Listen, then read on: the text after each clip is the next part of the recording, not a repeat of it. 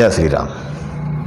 रावण को लेकर के समय समय पर कई भ्रांतियां हमारे सामने आती रही हैं और रावण के कुकृत्यों को लेकर के एक हमारे ही समाज में कुछ लोग कहीं कहीं सही ठहरा देते हैं उसके कुछ कार्यों को लेकर के, जैसे उसके ज्ञान को लेकर के, उसके पुत्र के प्रेम अर्थात मेघनाथ के प्रेम को लेकर के, या उसकी शक्तियों को लेकर के बहुत सारी ऐसी अफवाहें उड़ती रहती हैं जो कि अनुचित है। क्योंकि अगर हम भगवान श्री राम के भक्त हैं तो हमें भगवान श्री राम से प्रेम करना है और रावण के अपराधों की से घृणा करना, अर्थात हम भगवान श्री राम की अगर आराधना करते हैं तो और भगवान श्री राम की हम सच्ची भक्ति करते हैं तो रावण के कुकर्मों से हमें नफरत भी करनी है।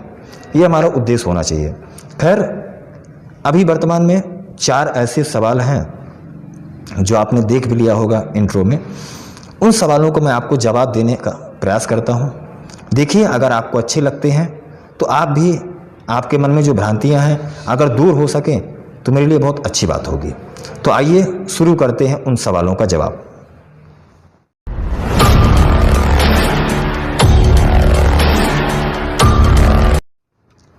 तो यह है आपका पहला सवाल कि क्या वास्तव में रावण ज्ञानी था। आमतौर पर हम ज्ञान या विद्या क्यों प्राप्त करना चाहते हैं, इसके पीछे हमारा उद्देश्य क्या होता है। इसके पीछे, ज्ञान या विद्या प्राप्त करने के पीछे हमारा उद्देश्य होता है स्वयं की भलाई। अच्छी बात है। फिर उसके पश्चात हमारे परिवार की भलाई, हमारे समाज की भलाई, हमारे प्रदेश की भलाई और हमारे देश और राष्ट्र की भलाई। ज्ञान या विद्या प्राप्त करने का यही अर्थ होता है। दूसरा, यह भी कहा गया है कि विद्या ददाति विनयम, अर्थात विद्या को जो प्राप्त कर लेता है, जिसके अंदर विद्या होती है, ज्ञान होता है, उसके अंदर विनम्रता होती है, वह विनम्र होता है। अब सवाल रावण को लेकर के कि क्या रावण वास्तव में ज्ञानी था, तो मेरा स्पष्ट मानना है कि रावण ज्ञानी नहीं था। क्योंकि किसी ज्ञान का अहंकार आ जाना ही वह अज्ञानता का सबसे बड़ा सूचक है। अब रावण अज्ञानी कैसे था? रावण अज्ञानी ऐसे था कि रावण को ज्ञान का अहंकार हो गया और अहंकार के साथ साथ उसने बहुत सारी ऐसे प्रयोग किए जो शायद सृष्टि के विनाश का कारण बनते। उनमें से एक जो मुख्य था उसका उद्देश्य, वह उद्देश्य यह था कि मृत्यु को ही मार देना, अर्थात जो आपकी और हमारी मृत्यु आती है उसको ही नष्ट कर देना, जिससे किसी की मृत्यु न हो। लेकिन उसका यह ज्ञान द्वारा जो प्रयोग था वह मनुष्य की भलाई के लिए नहीं था, उसका उद्देश्य स्वयं की भलाई के लिए था। अर्थात वह अगर मृत्यु को मार देगा तो जो उसके अंदर एक अजर और अमर होने की कामना है वह पूर्ण हो जाएगी। खैर, ईश्वर की कृपा है, वह अपने कार्यों में सफल नहीं हुआ, लेकिन उसने प्रयास किया। उसने इसी कार्य को पूर्ण करने के लिए जितने भर हमारे नवग्रह देवता हैं उन सबको अपने चरणों में दबा के रखा। इतना बलशाली था। लेकिन वह यह सारे के सारे कार्य अपने ज्ञान के माध्यम से किए, लेकिन वह उन नवग्रहों को प्रसन्न करके अपने राष्ट्र की भलाई नहीं कर सका, अपने राष्ट्र का गौरव नहीं बढ़ा सका। उसने अपने ज्ञान के बल पर विश्रवा जो ऋषि हैं उनकी यश कीर्ति नहीं फैला सका। उसका ज्ञान ही उसके विनाश का कारण बना। अर्थात यहाँ स्पष्ट मानना है कि रावण महामूर्ख और अज्ञानी था।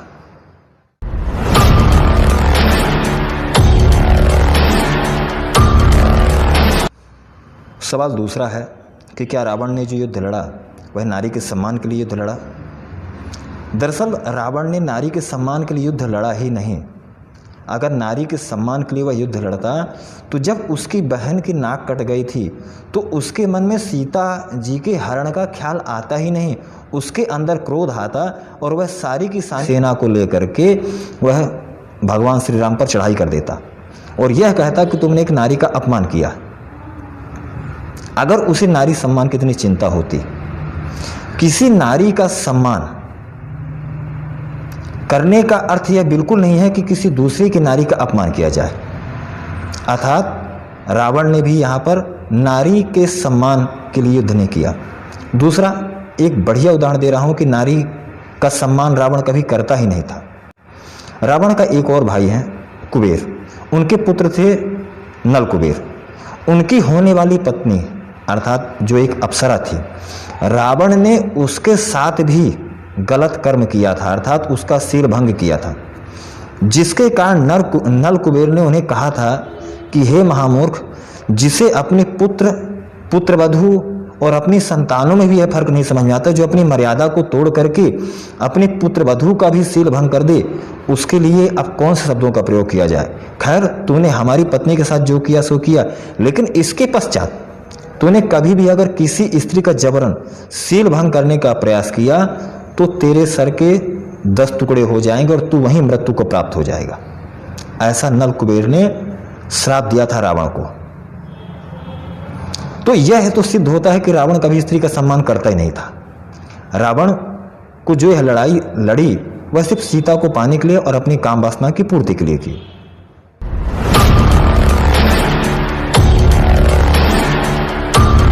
इसको बताने से पहले कल्पना करिएगा, मान लीजिए कि आपका भाई किसी स्त्री का अपहरण करके लाया, वह कारण कोई भी हो।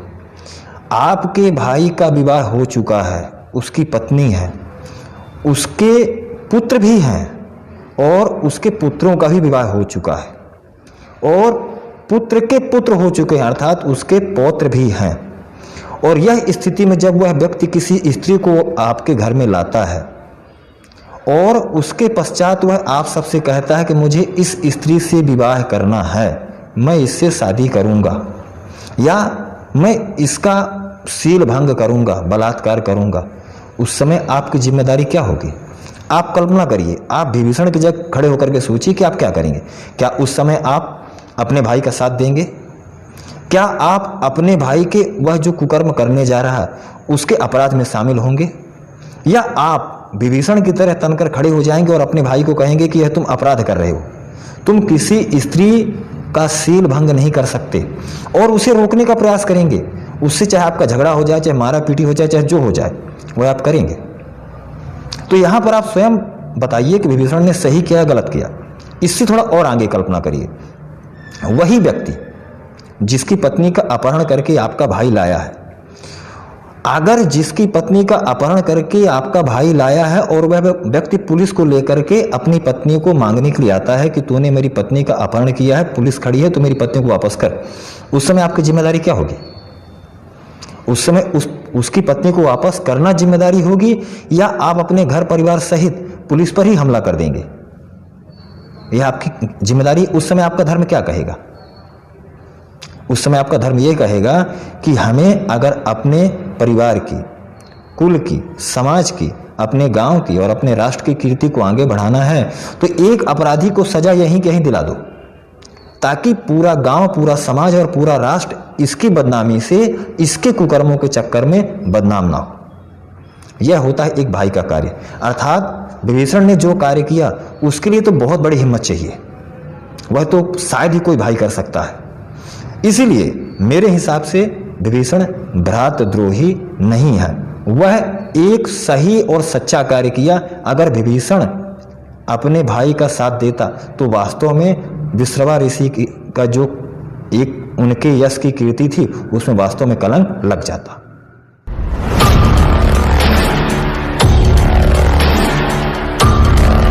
अब सवाल यह कि क्या भगवान श्री राम और मेघनाथ की पितृभक्ति अर्थात पिता के प्रेम या पिता की भक्ति की तुलना की जा सकती है?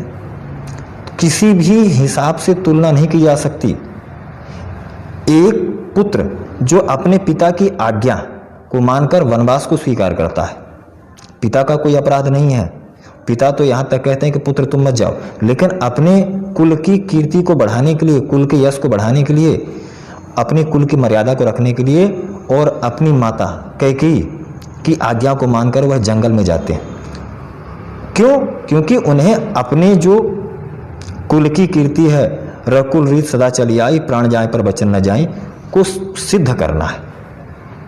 वह किसी व्यक्ति पर प्रहार करने या किसी व्यक्ति का राज्य छीनने के लिए नहीं निकले थे, वह अपने यश की कीर्ति को बढ़ाने के लिए निकले थे। लेकिन इधर मेघनाथ अपने पिता के कुकर्मों को ढकने के लिए और अपने पिता के अपराध को बचाने के लिए भगवान श्री राम से युद्ध करता है।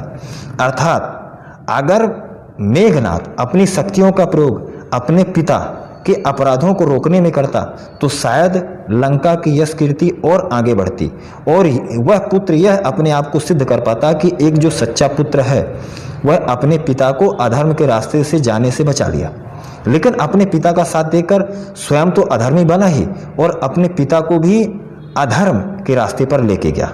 मेघनाद के पास शक्तियां थी, बहुत शक्ति थी, लेकिन उसने अपनी शक्ति का प्रयोग, अपने ज्ञान का प्रयोग उसने अपने पिता पर नहीं किया। काश अगर उसने अपने पिता के इस आपराधिक कुकृत्यों का विरोध करता अपने काका विभीषण के जैसे, तो यह जो लंका है जो पूरी तरह से शमशान भूमि बन गई थी, नहीं बनती। तो यहाँ पर यह पूर्णतः सिद्ध होता है कि भगवान श्री राम और मेघनाद की तुलना करना सर्वथा अनुचित होगा।